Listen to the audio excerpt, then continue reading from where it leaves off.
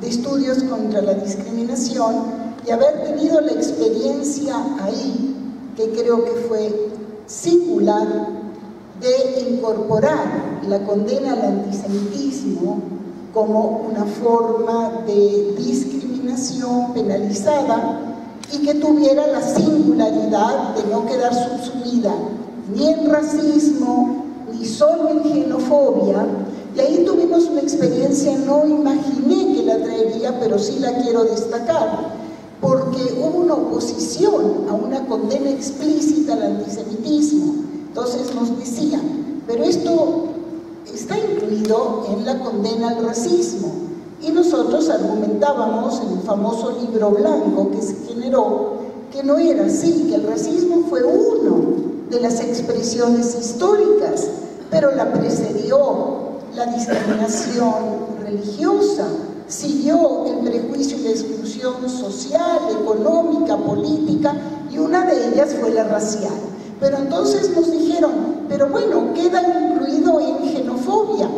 Y nosotros decíamos, pero un momento, ciudadanos mexicanos, hijos de inmigrantes judíos ciertamente, pero ciudadanos mexicanos, ¿por qué verlo como un odio al extranjero? ¿Qué extranjería tiene el judío para ustedes que no lo pueden? Hasta que finalmente logramos, en efecto, que fuera condenado con los altibajos.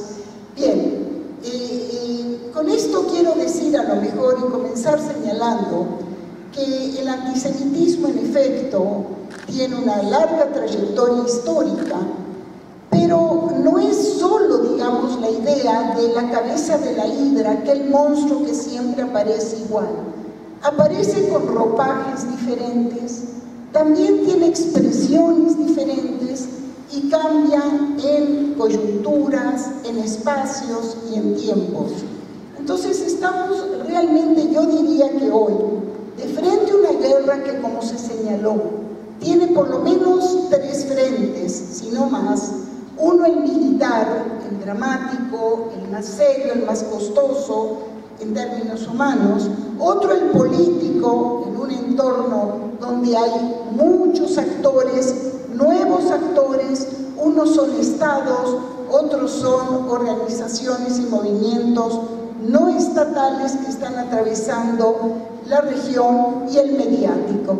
Esto es la opinión pública, el discurso. Esto es también un espacio de guerra y de confrontación, y lo estamos viendo. Y tal vez lo que yo diría es, en primer lugar, que se exige prudencia en el análisis, porque como toda coyuntura crítica, a la vez que permite ver cómo se manifiestan situaciones históricas extremas, también polarizan y también generan pasiones. Y entre ambos extremos, digamos, de por una parte condiciones cambiantes y por la otra recurrencias históricas de la expresión del antisemitismo, nosotros realmente buscamos ser prudentes y tratar de ver cómo explicamos hoy lo viejo y lo nuevo, porque hay viejo y hay nuevo. Y hoy tal vez uno de los aspectos fundamentales que vemos es que el antisemitismo tiene una dinámica global, regional y local, y que las tres están interrelacionadas. Esto es, lo que sucede en un lugar no es aislado a lo que sucede en otro, y las regiones también tienen una nueva expresión, diríamos, compleja.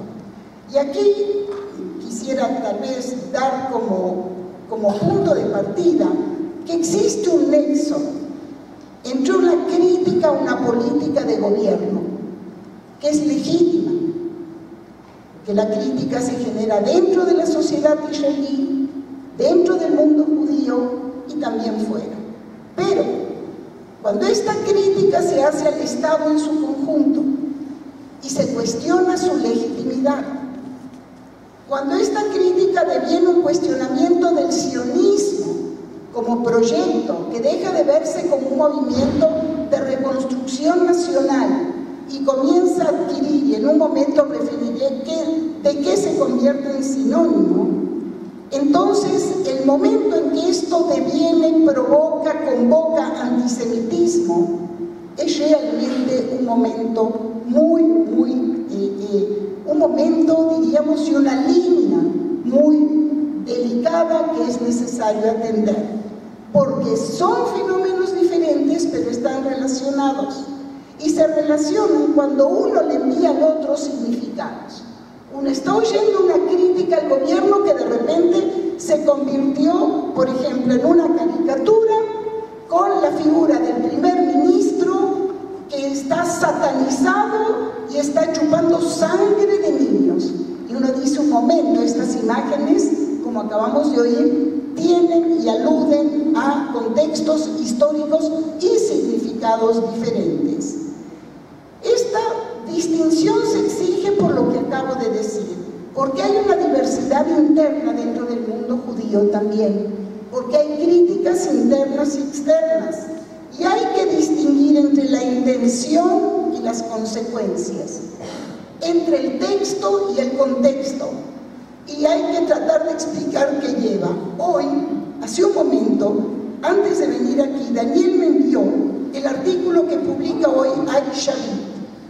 Ari Shavit es el autor de My Promised Land, este texto que se ha convertido en bestseller en el mundo todo, donde él comienza señalando, hace algunos años, publiqué en la página primera, front page del New York Times, un artículo crítico de Israel que me mereció no solo entrar como intelectual valioso, sino además recibir todos los apoyos. Pero, oh mi sorpresa, dijo, cuando entre los apoyos comencé a recibir apoyos masivos de grupos antisemitas.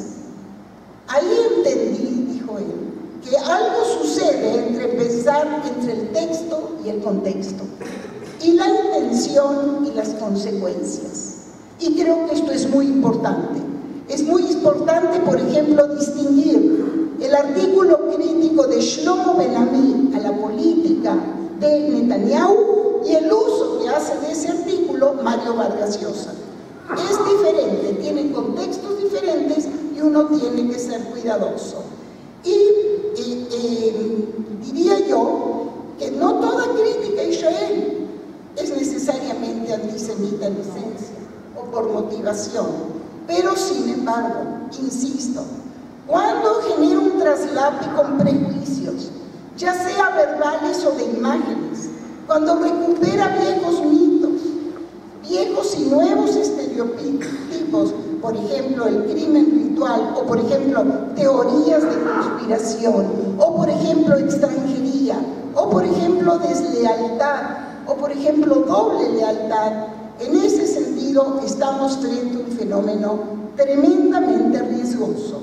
Y creo que lo que aquí llama la atención es que se genera discursivamente. No solo lo que hoy estamos viendo es que hay a nivel discursivo la construcción de un pensamiento y una actitud antisemita que luego se puede expresar en comportamientos. En Europa lo hemos visto ampliamente, ataques a sinagogas, hemos visto todas las formas de París a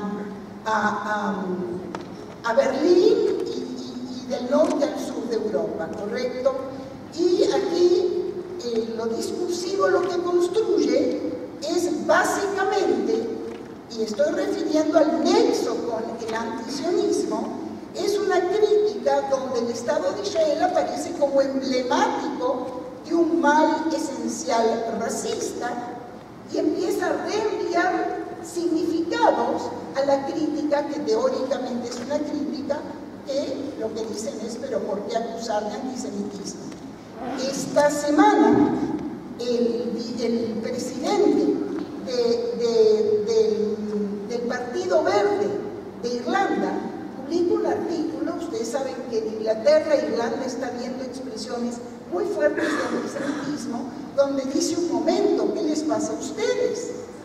Cada uno que critica a Israel inmediatamente es descalificado como antisemita. Esto no puede ser. Ustedes tienen que entender que hay críticas legítimas. Por ejemplo, para mí sería totalmente legítimo explicar que Israel y aquí habla en términos, como veremos en un momento, de esta nueva figura tan central al siglo XX y XXI y tan politizada, que es el tema de los derechos humanos, ustedes tienen que saber que el gobierno israelí debió haber protegido a la población de Gaza como si fuera israelí. Esto nos recuerda lo que dijo la presidenta del Consejo de Derechos Humanos, ¿correcto?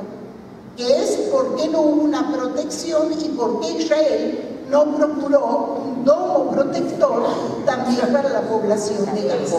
Entonces, aquí comienza uno a ver que la crítica tiene realmente límites preocupantes. Yo quisiera decir que, en efecto, lo que hoy estamos viendo, nuevo, absolutamente nuevo, es cómo se recuperaron estos viejos argumentos. Y cómo, y aquí siguiendo lo que se planteaba, debemos tratar de detectar qué es de común y qué es de diferente entre, por ejemplo, el antisemitismo cristiano de la antigüedad, la Inquisición española, el antisemitismo polaco en el siglo XIX, el antisemitismo en Alemania, el antisemitismo de derecha, el antisemitismo racista, el nazi, que ahí sí vemos el concepto de genocidio.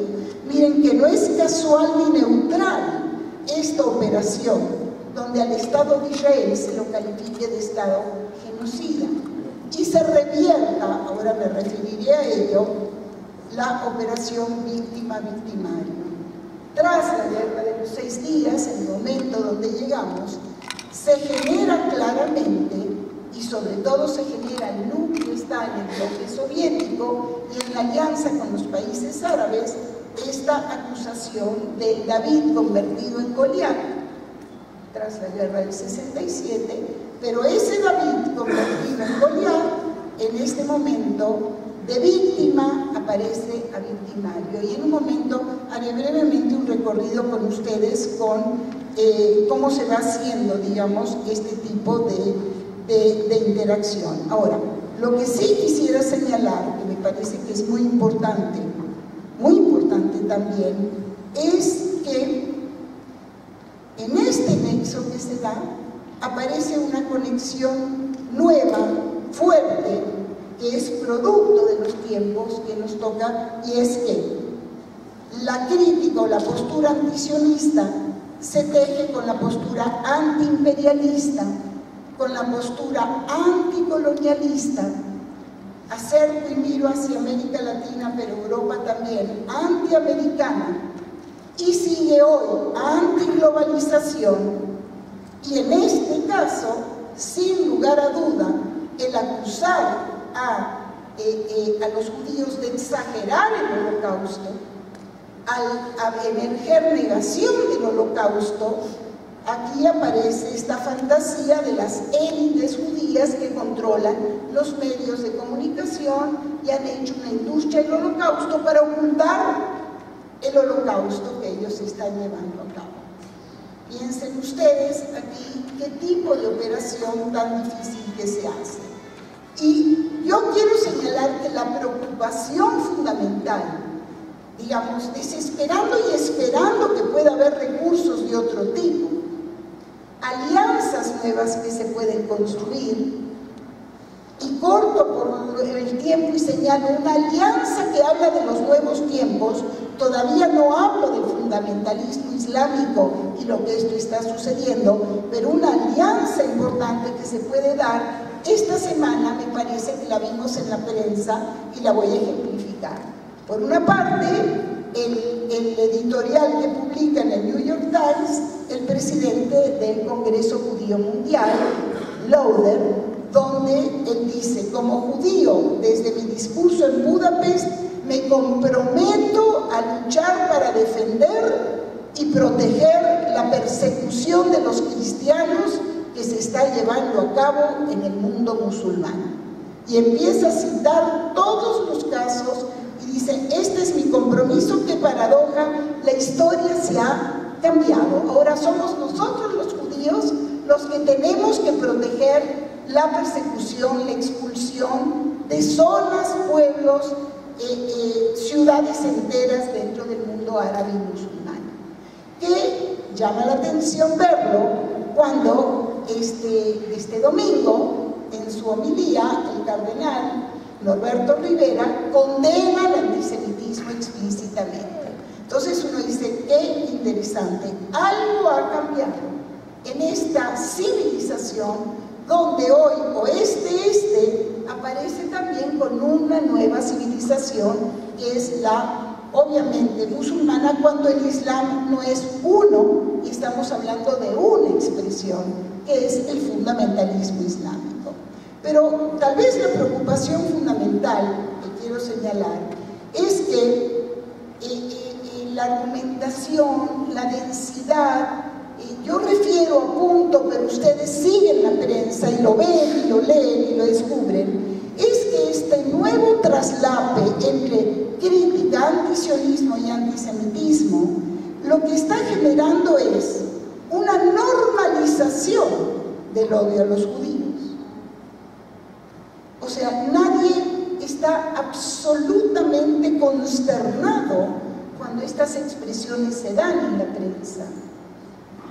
Se da una profundización del prejuicio contra Israel y se da también una combinación con intereses geopolíticos nuevos.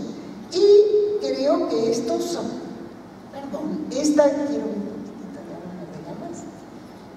lo que se da es esto que señalo, la normalización, la radicalización del discurso, un nuevo umbral de aceptar este rechazo y la deslegitimación de Israel, junto a la emergencia de una política radical y de movimientos sociales que son esencialmente transnacionales. Quiero decir que tal vez esto es lo nuevo que debamos ver para entender lo que hoy sucede en América Latina. Si en los 60s y 70s había una oposición extrema, a partir de los 80s, 90s, con los diálogos, con Oslo, etc., América Latina normaliza su relación con los dos actores, tanto con Israel como con el mundo árabe. Y no es de sorprender que hoy asistimos a una nueva expresión. América Latina se está movilizando, aún a nivel gobierno, con posturas extremadamente críticas de Israel hasta retirar a sus embajadores. Algo también nuevo es que cuando hablamos de movimientos sociales, mientras estamos viendo que hay una deslegitimación del sionismo, y esto realmente no quisiera ser apresurada, pero lo que tengo frente a ustedes para exponer tiene que ver con el surgimiento desde la votación sionismo-racismo.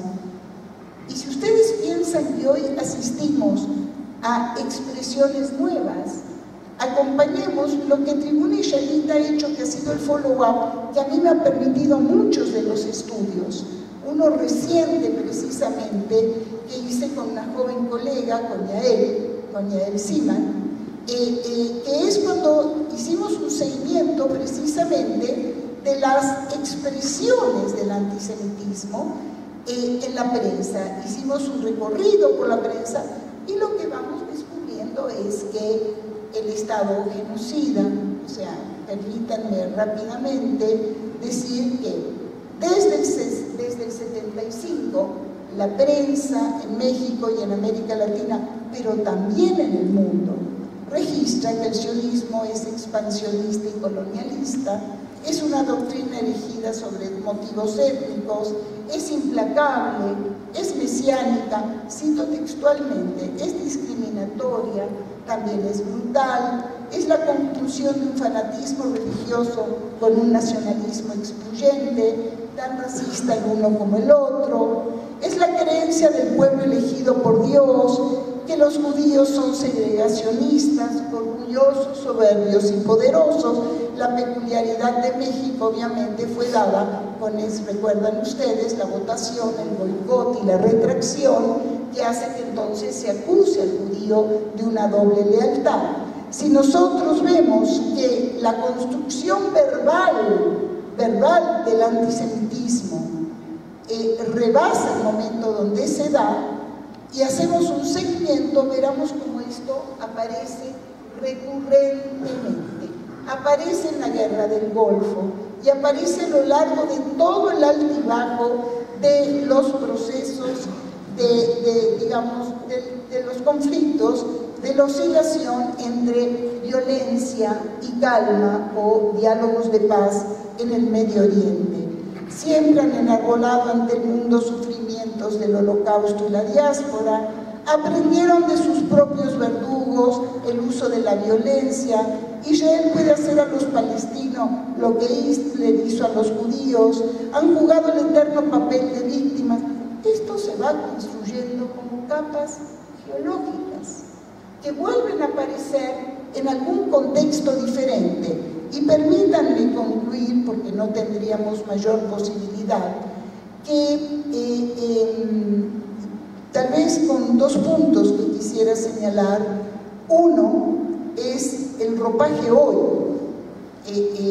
o sea, la descalificación y el análisis de los diferentes momentos también pasa por notas positivas en la prensa, también pasa por altibajos, picos como el 2010, luego el descenso.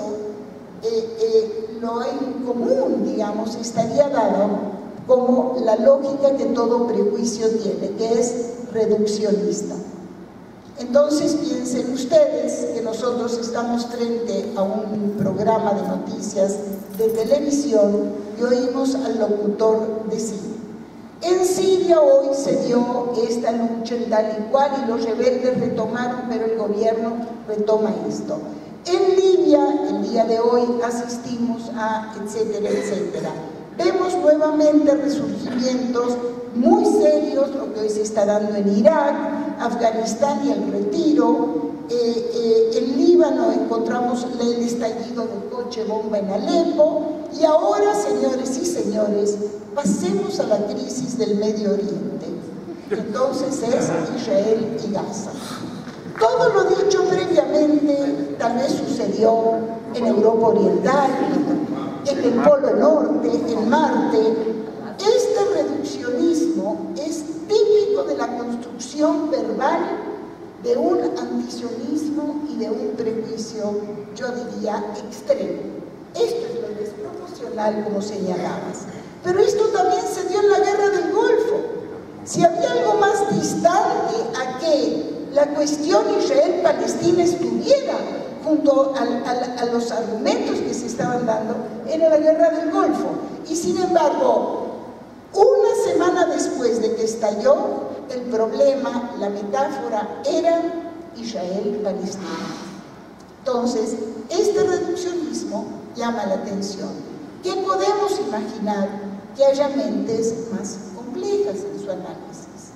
Esto es, el problema es que, y tal vez vamos concluyendo, lo siento, y voy a concluir así, que los medios sociales, las redes sociales, tienen esto que se llama lo interactivo. Y entonces lo interactivo lo que promueve es la participación del lector.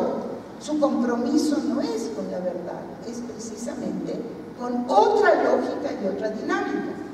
Aunque prestemos atención, es otra, pero lo cierto es que en estos medios sociales, sin lugar a duda, el anonimato, la interacción y la posibilidad de emitir juicios sin necesidad de comprobar absolutamente nada, porque no son medios que buscan la veracidad, lo que buscan es precisamente la interconexión. Y si vemos los millones que lo consultan, aquí vemos que esto obviamente se radicaliza y se activa. Por tanto, y así concluimos,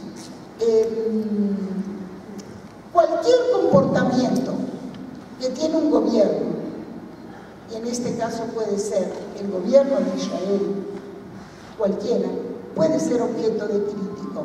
Ninguno, absolutamente ninguno, justifica el antisemitismo. Y esto me parece que es muy importante. No podemos acusar a la víctima de que él lo produce. Y lamentablemente tenemos muchas voces nuestras internas que dicen lo que estamos haciendo es provocar el antisemitismo. No, tú puedes provocar crítica, y la crítica está en el seno de la sociedad israelí y en el seno del mundo judío.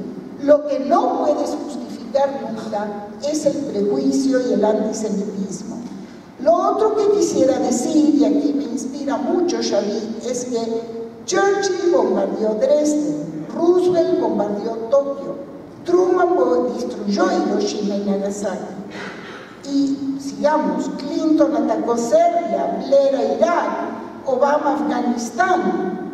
Ninguna persona honesta en el mundo creería que esto fue hecho realmente porque puso en riesgo la legitimidad de los estados que ellos dirigieron. Entonces, no podemos tampoco admitir que esta situación, dolemos, lo sentimos, sabemos que no hay una opción y regreso al principio, que esto se resuelva exclusivamente en el campo militar. Necesitamos apostar a lo político, necesitamos apostar a la paz, no hay duda, pero no podemos hacer nuestro un prejuicio que nosotros, aparentemente, cuando digo nosotros, es el Estado de Israel y los judíos asociados y ligados, estarían ocasionando. Gracias. Gracias. Bravo. Muchas gracias, Judith. A mí me parece interesante hacer nada más unos breves comentarios sobre unas partes que me parecieron muy interesantes, como por ejemplo cuando habla de los medios de comunicación y como dice la gente o los estereotipos que se han creado y los prejuicios.